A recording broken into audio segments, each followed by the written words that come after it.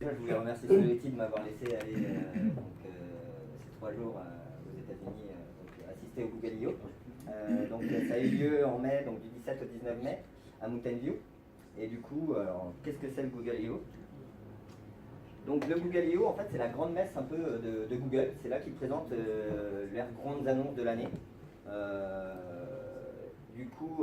Jusqu'à maintenant, il y avait à peu près 6000 participants. Ils ont un peu augmenté. Là, on était 7200 participants. Il y avait 2 keynotes. Une keynote un peu plus générale et après une keynote développeur. Et après, sur les 3 jours, des sessions sur différents sujets que je vais vous présenter tout à l'heure. Des sandbox, là où on pouvait voir des démos, jouer un peu avec des démos qu'ils avaient mis en place. Et des Code Labs. Donc ça, c'était, voilà, qu'est-ce que le Google I.O. Donc lors de la keynote, ils ont commencé en fait par leur succès, en nous annonçant que sur les différents produits qu'ils avaient affichés là, donc les produits on va dire un peu phares de Google, ils comptabilisaient maintenant plus d'1 milliard d'utilisateurs. Donc par exemple, on pouvait voir sur YouTube plus d'1 milliard de vues par mois de vidéos. Sur Google Photos, plus d'1 milliard de photos uploadées. Sur le Drive, plus d'1 milliard d'objets uploadés aussi. Et même sur Android, où là, il y a carrément plus de 2 milliards d'activations d'appareils. Bon, après, Android, c'est assez large. Les téléphones, les smartphones, les montres, Android Auto, Android TV. Donc bon, effectivement, un peu plus facile d'arriver à 2 milliards que si on reste sur les téléphones. Ensuite, ils ont commencé par une première citation. Ça a été un peu la philosophie de ces 3 jours. C'est Mobile First to AI First. En gros, ce qu'on a remarqué sur ce Google I.O., c'est que l'intelligence artificielle a de plus en plus d'importance chez Google et qu'ils essayent de le mettre maintenant un peu partout dans toutes leurs applications en fait. Et là-dessus, du coup, ils nous ont présenté un des projets qu'ils avaient durant l'année, qui s'appelle Google Lens. Et du coup, qu'est-ce que Google Lens? C'est en gros, c'est de la reconnaissance via de la photo. Là, ils nous ont fait quelques démos où ils prenaient en photo donc une fleur. Tout de suite, ils nous disaient qu'est-ce que c'était comme fleur. Donc le type de la fleur, et puis après la famille, tout ce qui peut en découdre. Pareil, il prend en photo une devanture d'un restaurant. Du coup, il te donne tout de suite l'indication. Alors, c'est ce restaurant-là, il a telle note, tu peux l'itinéraire, enfin, tout ce que tu veux directement. Et ce que j'ai trouvé le plus bluffant, c'est même un ticket Wi-Fi. Du coup, il le prend en photo, le ticket Wi-Fi. Tout de suite, Google Lens sait que c'est une connexion et il te connecte automatiquement au réseau Wi-Fi, en fait, sans avoir à toucher quoi que ce soit. Donc, c'est là qu'on voit vraiment l'importance de l'AI au sein de Google. Et en fait, ce qu'ils annonçaient aussi, c'est que via ce projet, qu'il y avait une meilleure résolution de l'AI qu'avec un humain.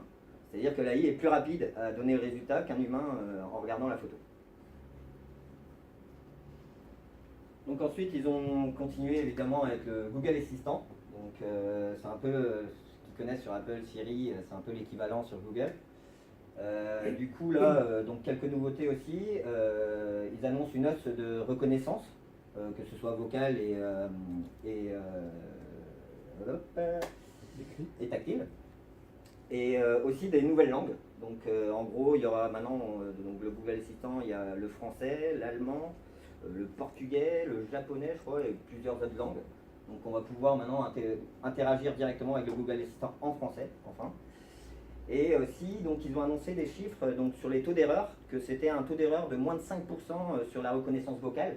On suppose que c'est en anglais, étant donné que les autres langues ne sont pas vraiment encore sorties. Et une des autres grosses annonces, c'était que ça allait être aussi disponible dès cette année sur les iPhones. Ça sert à rien de la Siri? Elle utilise Siri alors. C'est beaucoup plus fun Google Assistant. Ensuite, ils nous ont présenté la Google Home. Donc la Google Home, c'était le goodies qu'on a eu pour le Google I.O. J'en ai emporté la mienne là. Et c'est un projet en fait qu'ils ont présenté déjà l'année dernière. Donc alors qu'est-ce que c'est? C'est une enceinte avec laquelle vous pouvez interagir directement par la voix. Vous allez pouvoir lui demander, lance-moi cette vidéo YouTube sur telle télé qui a une Chromecast ou sur telle autre télé qui est une télé connectée, ou sur mon téléphone, sur ma tablette, ou lance-moi une musique sur Spotify. Il va tout de suite reconnaître votre voix. Et du coup, les nouveautés sur la Google Home depuis l'année dernière, c'est que ça va être disponible en France dès cet été. Elle va être vendue en France. Du coup, il y a aussi, en gros, qu'il reconnaît maintenant plusieurs voix. Si, mettons, il y a votre femme ou vos enfants qui ont un compte Google, il va réussir à associer la voix au compte Google de la personne. Donc ça va éviter d'avoir un seul compte pour toutes les voix. Ils ont annoncé aussi de nouveaux partenariats, donc essentiellement au niveau musique, hein, donc un partenariat avec Spotify, avec SoundCloud et avec Deezer. Et aussi, ils annoncent aussi le support du Bluetooth. Donc ça veut dire qu'on va pouvoir, via son téléphone, lancer une musique sur son téléphone et dire un peu de la caster sur l'enceinte. Donc il y a un concours là, qu'ils organisent un concours pour gagner une place pour le Google I.O. 2018. Donc c'est ouvert jusqu'au 31 août et vous pouvez développer une application pour l'assistant ou donc le Google Home et réussir peut-être à gagner cette place pour l'I.O. 2018 et aussi il y a un prix en argent, quoi. Donc suite à ça, ils ont fait aussi quelques annonces au niveau de YouTube et Google Photos. Donc sur YouTube, alors ils ont annoncé la possibilité de visionner des vidéos en live à 360 degrés. On ne voit pas vraiment l'utilité de regarder une vidéo à 360 degrés sur sa télé, on est en train de switcher plus qu'autre chose sur la vidéo. Ils ont annoncé aussi un nouveau service, donc Super Chat, où en gros on va pouvoir faire des donations directement aux live streamers. Donc là en gros ils nous ont fait une petite démo où il y avait 2 personnes sur l'herbe et tout le monde s'était préparé avec des bombes à eau et plus il y avait de donations, plus les gens recevaient des bombes à eau. Voilà, sympa comme démo. Et sinon, ils vont mettre aussi en place une API qui permettra d'interagir avec les objets du monde réel en live. C'est-à-dire qu'une personne va être chez elle dans sa maison et vous allez pouvoir, par exemple, allumer une lumière chez lui directement via cette API. Bon, évidemment, il faut que tout soit connecté chez soi, hein, sinon ça ne marche pas. Juste sur les vidéos 360, ouais. Tu disais des vidéos en temps réel. Ouais. Tu filmes et tu diffuses en même temps. Tu diffuses en même temps, donc via une caméra évidemment 360 degrés. L'intérêt, c'est je pense pour surtout la réalité virtuelle. Peut-être, ouais. Les casques, avec les casques. Mais là, tu vois, la démo qu'ils nous ont faite, c'est sur un écran qu'ils nous l'ont fait. Ils nous l'ont pas fait. Après, je n'ai pas été voir, il y a peut-être des démos aussi dans les sandbox, mais j'ai pas regardé ça là. Au niveau de Google Photos, quelques innovations. Donc le suggest sharing, donc suggestion de partage, où en gros, donc ils vont sur une photo, ils vont reconnaître telle ou telle personne et ils vont vous suggérer de la partager avec cette personne-là. Vous allez aussi pouvoir créer des librairies partagées automatiquement. Donc vous créez par exemple, je crée une librairie avec Stéphane, on se tire une photo ensemble, clac, tout de suite, et elle est partagée à Stéphane, sans avoir rien à faire. Et le photobook, donc ça en gros vous allez pouvoir sélectionner des photos sur Google Photos et demander donc au service de Google de l'imprimer. Ils vont vous ramener un livre, enfin un album sous forme de livret avec toutes les photos que vous aurez sélectionnées. Pour l'instant c'est juste disponible aux États-Unis. Après je ne sais pas s'ils vont le sortir dans d'autres pays ou quoi, mais bon, pour l'instant c'est pas le cas. Et ils nous ont fait une dernière démo aussi qui était plutôt bluffante à base de machine learning, où en fait donc, on voyait une photo prise par une personne de son fils en fait, mais derrière un grillage. Donc son fils jouait au baseball et on voit donc la photo prise derrière un grillage. Et grâce au machine learning, ils arrivent maintenant à effacer en fait tous les obstacles gênants. Donc en gros, ils ont effacé le grillage, ils ont effacé l'enfant, et la photo était beaucoup mieux. Je peux comprendre. Donc ils ont réussi à effacer le grillage et la photo était très nette et c'était assez bluffant. Bon après, est-ce que c'était vrai, fake, je sais pas, qu'ils n'avaient pas pris de photos. Mais en tout cas, c'était assez bluffant. Au niveau de réalité augmentée et réalité virtuelle, alors donc ils annoncent la production de casques autonomes, donc c'est-à-dire pas besoin de téléphone à rajouter dedans, qui supportent donc avec leur OS de réalité virtuelle, donc Daydream. Et donc actuellement en cours de développement, il y a HTC et Lenovo qui sont en train de développer un casque chacun de leur côté avec cet OS là dedans. Ils ont annoncé aussi que le Samsung Galaxy S8 et le LG G6, je crois, sont déjà aussi compatibles avec Daydream en fait. Donc vous allez déjà pouvoir jouer avec. Pour ceux qui l'ont. Quand même mettre un bon billet pour les avoir, mais bon. Côté réalité augmentée, on pensait que le projet Tango était un peu abandonné, en tout cas on n'avait pas beaucoup de retours. Les seules démos que j'avais vues c'était il y a un an, voire même 2, où on avait des grosses tablettes au Google I.O. pour essayer de reconnaître un peu tous les objets, vous faire une pièce en 3D en fait, la pièce dans laquelle vous étiez, ils reconnaissaient la table, ils dessinaient tout automatiquement.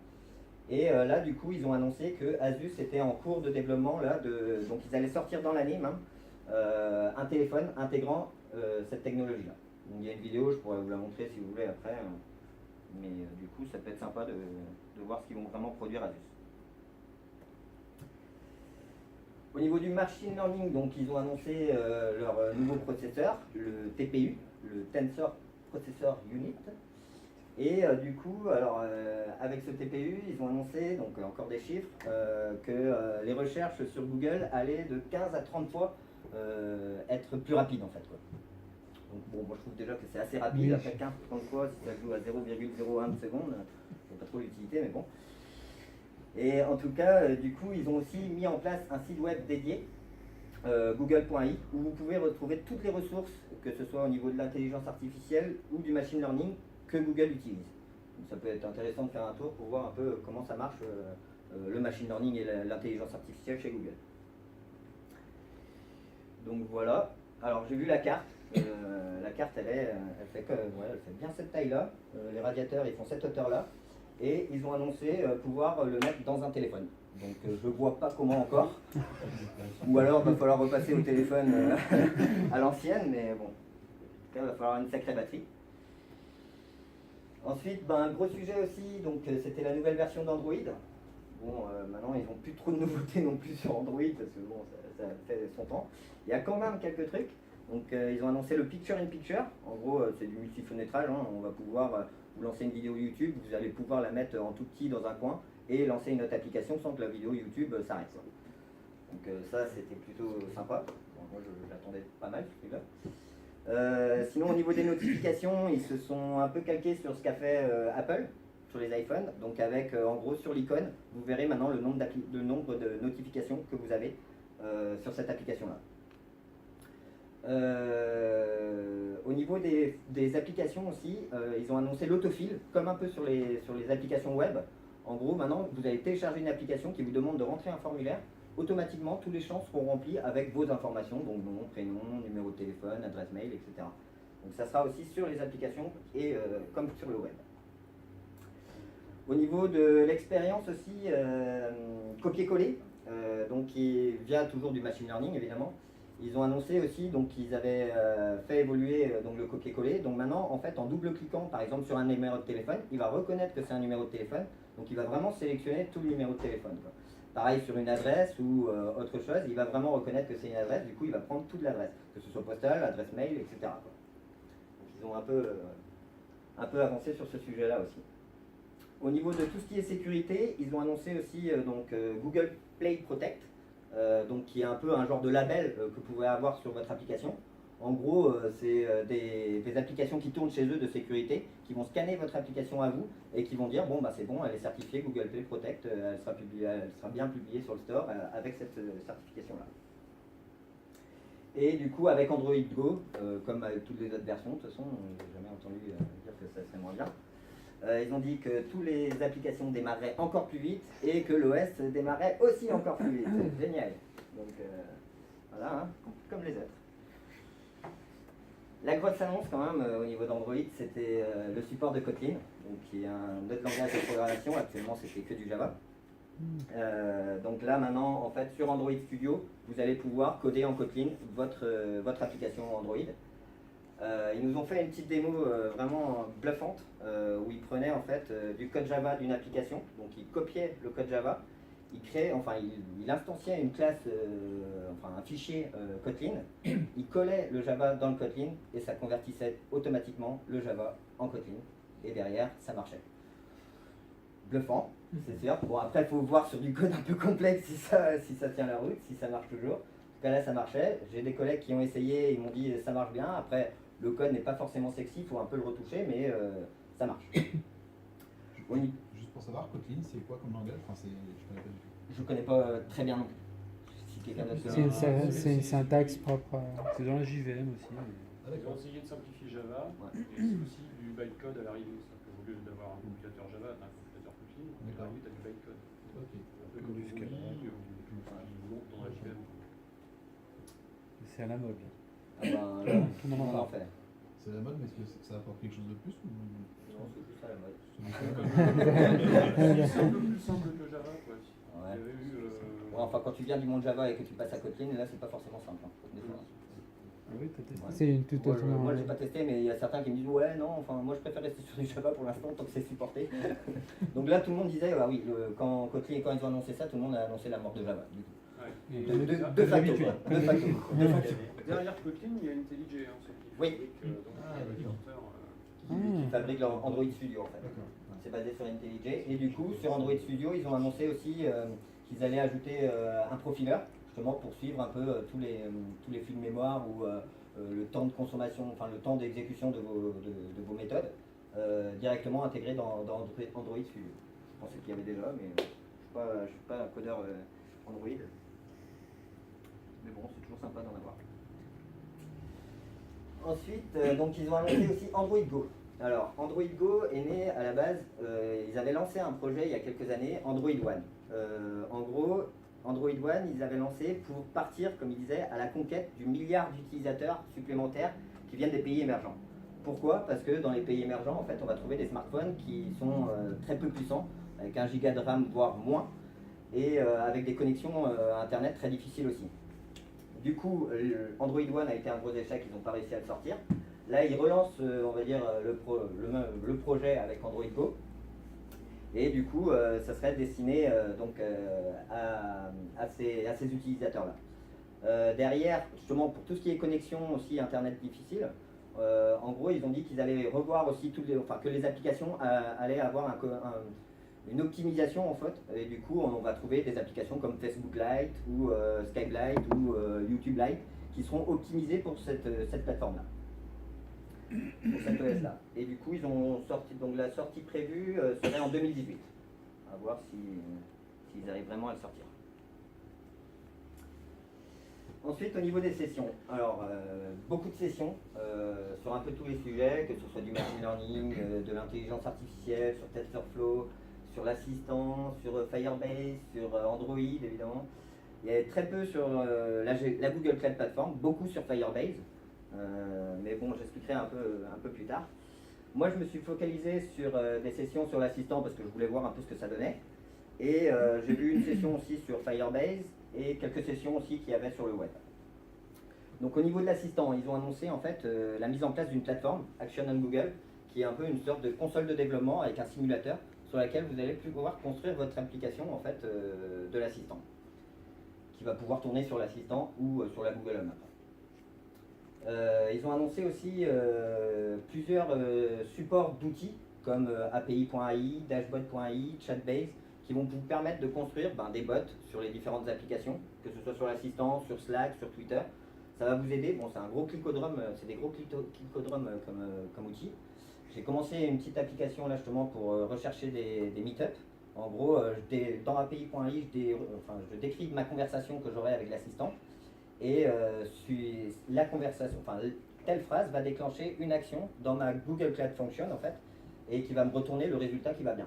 Donc il arrive à retrouver des variables comme ça dans les phrases que vous dites. Au niveau de Firebase, j'ai assisté à une session où donc ils nous disaient qu'il y avait donc un nouveau service d'authentification, donc de l'authentification par téléphone.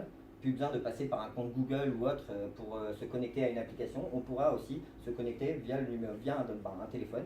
On va lui donner juste son numéro, il va nous ramener un code de confirmation sur son numéro et puis du coup vous pourrez vous loguer comme ça sur l'application. Donc au niveau des quotas gratuits, ils ont annoncé 10 000 par mois, 10 000 vérifications par mois, ce qui est quand même déjà pas mal.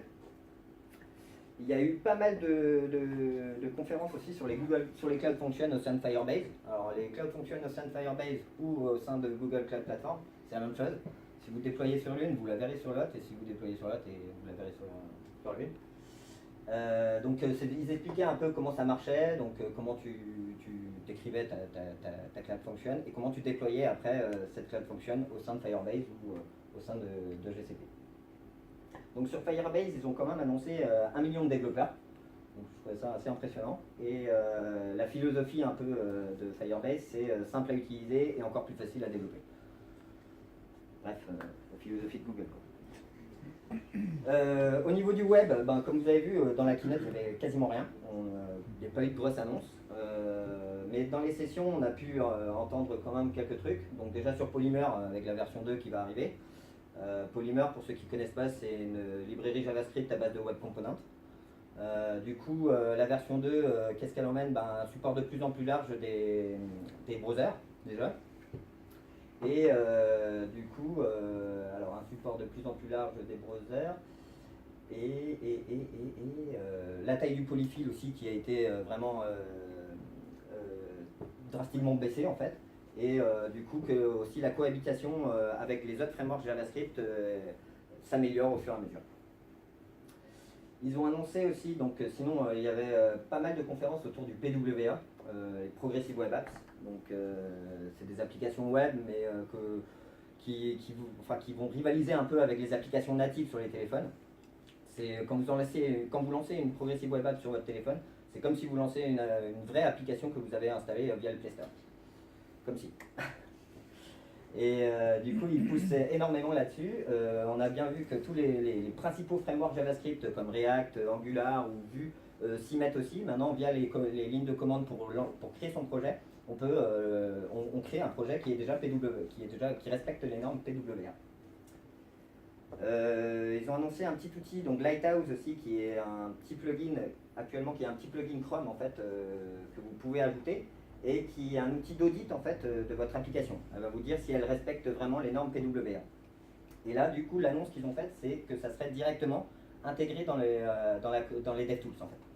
Donc il n'y aura plus besoin d'installer l'extension, elle sera directement dans les DevTools.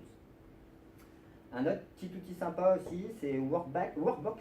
C'est un outil en fait qui va justement vous permettre de vous faciliter la mise en place de votre service worker pour les Progressive Web Apps.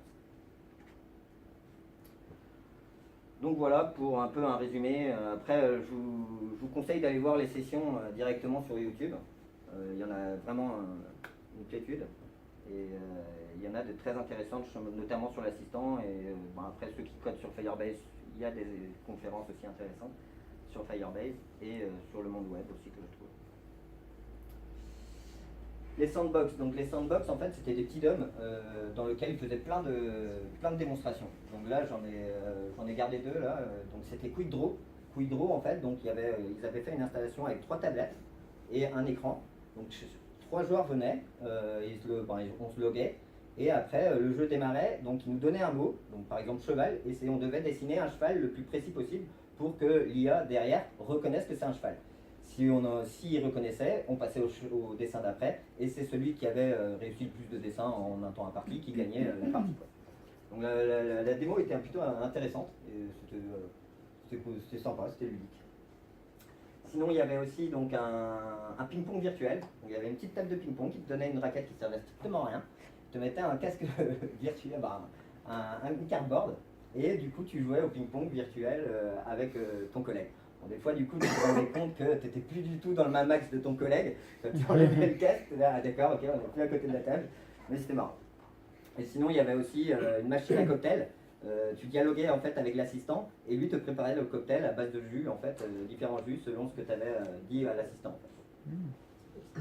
Donc il y avait plein de petites démos sympas comme ça qui étaient cool. Au niveau de mon feedback, alors du coup en fait j'ai pas compris du tout pourquoi ils avaient fait 2 keynotes, une générale, une développeur, sachant que j'ai pas vu la différence en fait, à part qu'il y avait une pause entre les deux. Du coup je vois pas l'utilité. Sinon du coup en fait là ça va faire la 4e année que j'y allais et traditionnellement en fait ils faisaient ça au centre de San Francisco, dans le Moscone Center, dans une grande salle en fait. Et là depuis 2 ans maintenant ils font ça plus près de leur QG à Mountain View, en plein air. Et du coup, c'est vraiment en mode festival, comme un festival de musique. C'est beaucoup plus convivial, beaucoup plus sympa, plutôt que d'être confiné dans une salle pendant 3 jours où tu vois même plus la lumière à la fin. Donc non, ouais, je trouvais sympa. Pas beaucoup d'annonces. En gros, comparé les premières années que j'ai été, où tu avais des effets waouh entre les Google Glass ou le projet Tango avec ATAP, ou encore avec ATAP les vestes connectées, les jeans connectés. Là maintenant, tu n'as plus beaucoup d'annonces, mais je pense que c'est du fait aussi que Google commence à splitter en plusieurs événements. Donc par exemple, tout ce qui est cloud, maintenant ils ont leur événement dédié qui est Next. Tout ce qui est plus lié au monde du web, ils ont Chrome Dev Summit. Le fait que ça soit splitté comme ça, ils doivent garder des annonces, je pense, pour les différents événements, sinon ça n'a plus aucun sens. Mais sinon, des sessions vraiment très intéressantes que je vous recommande d'aller voir sur YouTube. De toute façon, tout est disponible, vous pouvez aller les consulter. Et je pense que vous apprendrez beaucoup plus de choses qu'avec moi. Donc ça c'était un peu l'ambiance.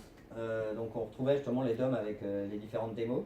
Là, c'était justement le Shoreline Amphitheater, donc là où il y avait les keynotes et le concert de l'after party le soir. Donc là où ils ont pu mettre 7200 personnes. Sinon, il y avait des coins déjeuner, des coins repas, des coins jeux, enfin, il y en avait un peu de partout. Et l'Office Hour, où là, du coup, tu pouvais rencontrer directement les ingénieurs de Google et discuter d'une techno avec eux.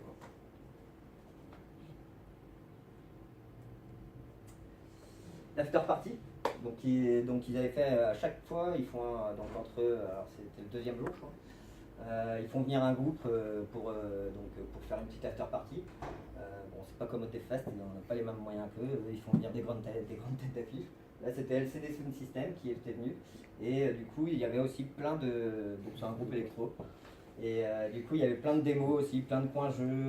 Donc j'ai vu il y avait des baby-foot géants où on se mettait à 15 de chaque côté pour jouer. Bon, c'était long la partie parce que le temps que ça revienne, on a eu le temps d'aller voir un coup. Et non, c'était vraiment sympa. Ouais, et puis ben, après, la nourriture aussi, tout, qui était bien grasse comme d'habitude. Ça, c'est les États-Unis.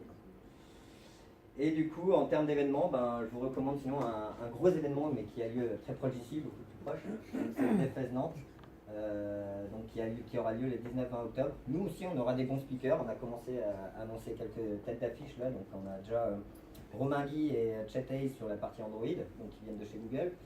On a Patrick Chanezon, donc qui vient de chez Docker sur plus la partie cloud. Et Rachel Andrew, qui sera plus qui est une Google développeur experte sur le monde du web, plus sur CSS. Et qui viendra nous parler aussi sur le track web. Donc ça aura lieu à la Cité des Congrès le 19-20 octobre. Les places sont en vente, il n'y a plus de tarifs promotionnels, mais il y a des tarifs pleins, on en a besoin. Et du coup, le CFP est toujours ouvert. S'il y en a qui se sentent capables de poster des sujets, n'hésitez pas. C'est ouvert jusqu'au 30 juin, donc jusqu'à vendredi. Donc il faut se dépêcher. Est-ce qu'il y a des cookies d'ailleurs dans le CFP? Est-ce qu'il y a des Quickie, les formats. Oui, il y a Quickie, il y a 3 formats. Quickie, donc 20 minutes. Conférence 1 heure et CodeLab 2 heures. CodeLab, évidemment, on met un peu plus les mains dedans. Sur 20 minutes, c'est pas un gros investissement en temps. Vous pouvez soumettre, vous allez sur le call for paper, Ouais. vous demandez à Xavier si vous savez pas faire. Bon, vous allez sur le site devfest.gdgnante.com, tout est indiqué. C'est pour présenter un projet personnel ou Alors, plutôt... non, c'est plus une techno ou un D'accord. retour d'expérience sur la techno, mais pas forcément un projet sur lequel tu as travaillé. Quoi. C'est un mode conférence quand même. Là, on sait qu'il y a pas mal de soumissions sur Kotlin déjà, comme par hasard. Donc voilà. Ben, merci pour votre attention. Bravo.